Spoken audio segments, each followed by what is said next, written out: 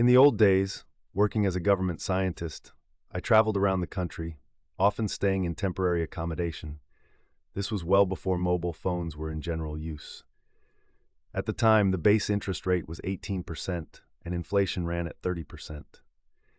Health and safety was talked about sometimes, but rarely enforced.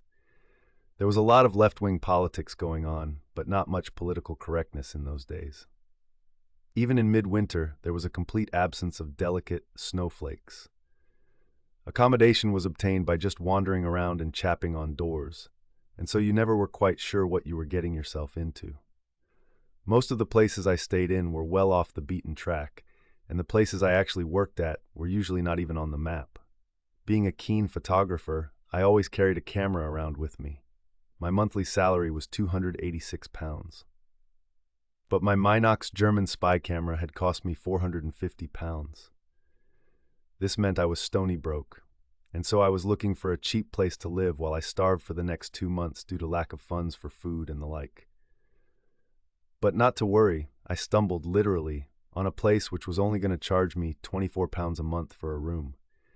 There was a sign in the window that said vacancies, and I thought I saw someone, a dark-haired woman perhaps, peering out of the side window of a big house, and so I casually walked up the outside stone steps, stood at the door, and rung the front doorbell. I rang it a few times, but there was no answer. I waited a bit more, and then turned around and walked back down the steps onto the pavement. Feeling a bit bemused, I was still half looking back at the door as I stepped back onto the pavement. As I walked onto the street, I inadvertently bumped into a young woman who was gaily walking along, and I accidentally knocked her pink suitcase right out of her hand.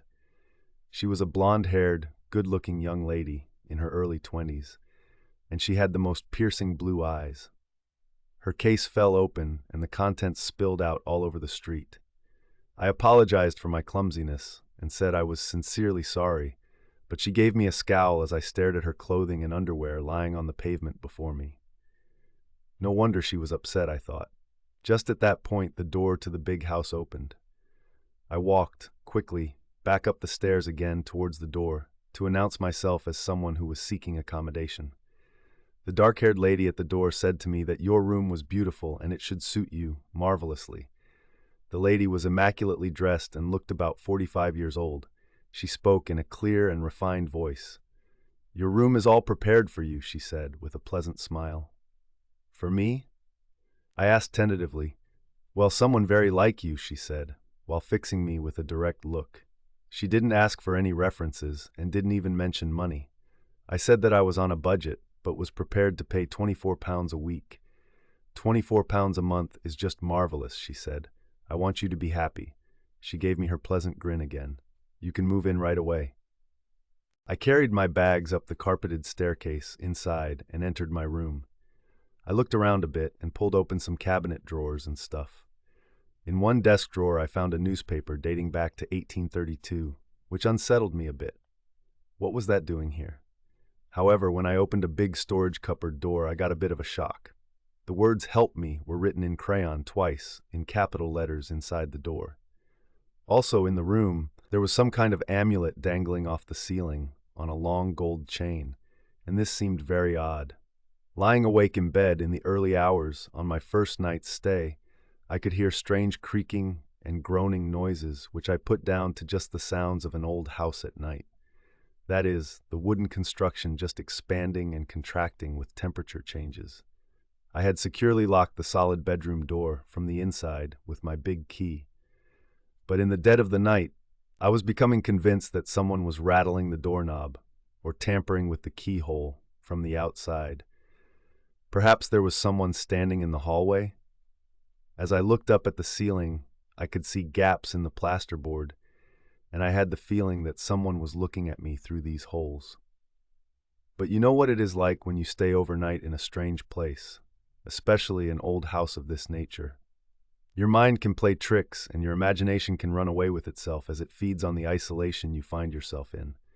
No TV, no radio, no phone, no other distractions, and nothing to read, apart from an old yellowed newspaper from another time and age. On my second night's stay, I again woke up in the early hours.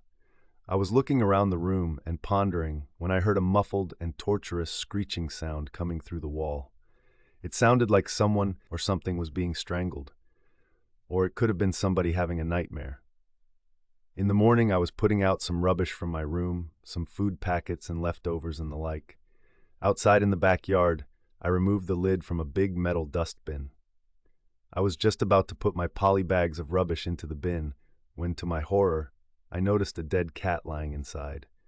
Later on, I became aware that some of my personal items were disappearing.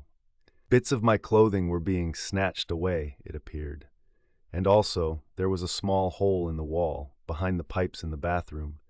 Perhaps another spy hole, like the one on the bedroom ceiling. Another thing was bothering me too. At times I could hear what sounded like ritualistic chanting coming from behind the door of a room at the top of the second-floor stairs. In my mind, I called this the dark room. I suspected I was being primed for sacrifice, just like the poor wee cat, and I imagined it could well take place in that room. I was invited to a drinks party for the following evening by the dark-haired lady, but I suspected that I would be drugged, and so I left the place that day, never to return.